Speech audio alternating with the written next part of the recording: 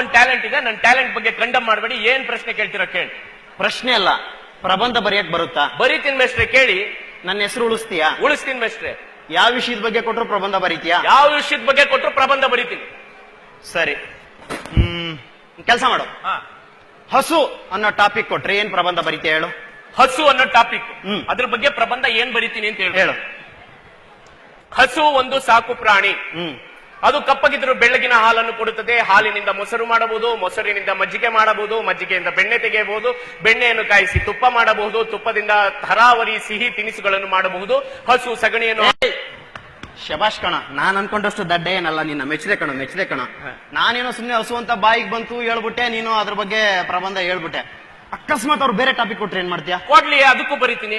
ಅಷ್ಟು ಟ್ಯಾಲೆಂಟು. ಮತ್ತೆ ಅಕಸ್ಮಾತ್ ಸಡನ್ ಆಗಿ ಅವ್ರು ಕಾರ್ ಬಗ್ಗೆ ಪ್ರಬಂಧ ಬರಿ ಅಂತ ಕೊಟ್ರಪ್ಪ, ಬರೀತೀನಲ್ಲ. ಏನ್ ಬರೀತಿ ಹೇಳು? ಕಾರು ಇದು 4 ಚಕ್ರದ ವಾಹನ. Good. ಹಿಂದ್ಗಡೆ ಒಂದು ಸ್ಟೆಪ್ನಿ ಅಂತ ಕೊಟ್ಟಿರ್ತಾರೆ. Very good. ಇದಕ್ಕೆ 4 ಡೋರ್ ಇರುತ್ತೆ, 4 ಕಿಟಕಿ ಇರುತ್ತೆ. ಕಿಟಕಿಯನ್ನು ಇಳಿಸಿದಾಗ ಅಕ್ಕಪಕ್ಕದಲ್ಲೆಲ್ಲ ನಾವು ನೋಡಬಹುದು. ಶಬಾಷ್. ಹಾಗೆ ಹಸು ಕೂಡ ನೋಡಬಹುದು. ಹಸು ಕಪ್ಪಗಿದ್ದರೂ ಬೆಳ್ಳಗಿನ ಹಾಲನ್ನು ಕೊಡುತ್ತದೆ. ಆ ಹಾಲಿನಿಂದ ಮೊಸರು ಮಾಡಬಹುದು, ಮೊಸರಿನಿಂದ ಮಜ್ಜಿಗೆ, ಮಜ್ಜಿಗೆಯಿಂದ ಬೆಣ್ಣೆ, ಬೆಣ್ಣೆ ಕಾಯಿಸಿ ತುಪ್ಪ, ತುಪ್ಪದಿಂದ ತರಾವರಿ ಸಿಹಿ ತಿನಿಸುಗಳನ್ನು ಮಾಡಬಹುದು. ಹಸು ಸಗಣಿಯನ್ನು ಇರಪ್ಪ, ಒಂದ್ ನಿಮಿಷ, ಸಗಣಿ ಹಾಕ್ಬೇಡ. ಮತ್ತೆ ಹಸುಗ್ ಬಂದ ನೀನು. ಒಂದ್ ಕೆಲಸ ಮಾಡ, ಈ ಲೈಟ್ ಕಂಬದ ಬಗ್ಗೆ ಪ್ರಬಂಧ ಬರಿ ಅಂದ್ರೆ ಏನ್ ಮಾಡ್ತೀಯಾ? ಬರಿತೀನಲ್ಲ. ಲೈಟ್ ಕಂಬ, ಹಾ, ಪ್ರತಿ ರಸ್ತೆಯ ತುದಿಯಲ್ಲಿ ಲೈಟ್ ಕಂಬವನ್ನು ಇಟ್ಟಿರುತ್ತಾರೆ. ಈ ಲೈಟ್ ಕಂಬದಿಂದ ಪ್ರತಿ ಮನೆಗೂ ವಿದ್ಯುತ್ ಸಂಚಾರವಾಗುತ್ತದೆ. ಈ ಲೈಟ್ ಕಂಬವನ್ನು ತಂತಿಯಿಂದ ಕಟ್ಟಿ ನಿಲ್ಲಿಸಿರುತ್ತಾರೆ. ಕೆಲವರು ಆ ತಂತಿಯ ಮೇಲೆ ಬಟ್ಟೆಯನ್ನು ಒಣಗಿ ಹಾಕುತ್ತಾರೆ.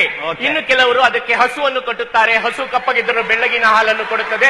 ಹಾಲಿನಿಂದ ಮೊಸರು, ಮೊಸರಿನಿಂದ ಮಜ್ಜಿಗೆ, ಮಜ್ಜಿಗೆಯಿಂದ ಬೆಣ್ಣೆ ತೆಗೆದು ತುಪ್ಪವನ್ನು ಕಾಯಿಸಿ ತುಪ್ಪದಿಂದ ತರಾವರಿ ಸಿಹಿ ತಿನಿಸುಗಳನ್ನು ಮಾಡಬಹುದು. ಹಸು ಮತ್ತೆ ಹಸುಗೆ ಬರ್ತೀಯಲ್ಲೋ ನೀನ್, ಎಲ್ಲೋದ್ರು ಬಿಡೋ ಹಸು ಬಿಡೋ.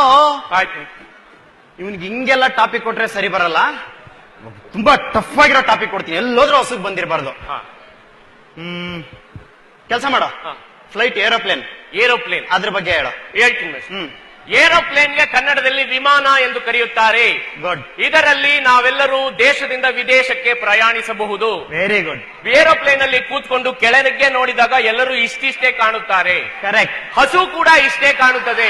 ಹಸು ಕಪ್ಪಗಿದ್ದರೂ ಬೆಳ್ಳಗಿನ ಹಾಲನ್ನು ಕೊಡುತ್ತದೆ. ಹಾಲಿನಿಂದ ಮೊಸರು ಮಾಡಬಹುದು, ಮೊಸರಿನಿಂದ ಮಜ್ಜಿಗೆ ಮಾಡಬಹುದು, ಮಜ್ಜಿಗೆಯಿಂದ ಬೆಣ್ಣೆ ತೆಗೆದು ಬೆಣ್ಣೆಯನ್ನು ಕಾಯಿಸಿ ತುಪ್ಪ ಮಾಡಬಹುದು, ತುಪ್ಪದಿಂದ ತರಾವರಿ ಸಿಹಿ ತಿನಿಸುಗಳನ್ನು ಮಾಡಬಹುದು. ಹಸು ಸಗಣಿಯನ್ನು ಅಷ್ಟೇ. ಇವಾಗ ಭೂಮಿ ಮೇಲಿರೋ ಟಾಪಿಕ್ ಕೊಟ್ರೆ ತಾನೆ ನನ್ ಮಗನೇ ನೀವು ವಾಪಸ್ ಹಸುಗ್ ಬರೋದು. ಮಂಗಳ ಗ್ರಹದ ಬಗ್ಗೆ ಮಾತಾಡ. ಮಂಗಳ ಗ್ರಹ, ಮಂಗಳ ಗ್ರಹ ಒಂದು ಅದ್ಭುತವಾದ ಜಾಗ.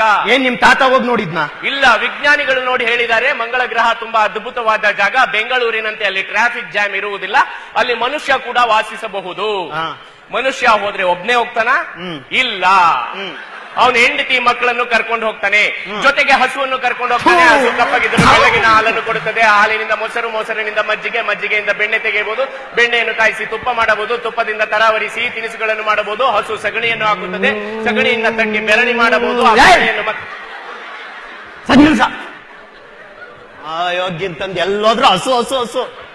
ಸರ್, ಇವನ ಹತ್ರ ಎಣಗಕ್ ನನ್ ಕೈಲಿ ಆಗಲ್ಲ ಸರ್. ಎಲ್ಲಾ ಟಾಪಿಕ್ ಕೊಟ್ಟಾಯ್ತು. ನೀವೇ ಯಾರಾದ್ರೂ ಬುದ್ಧಿವಂತ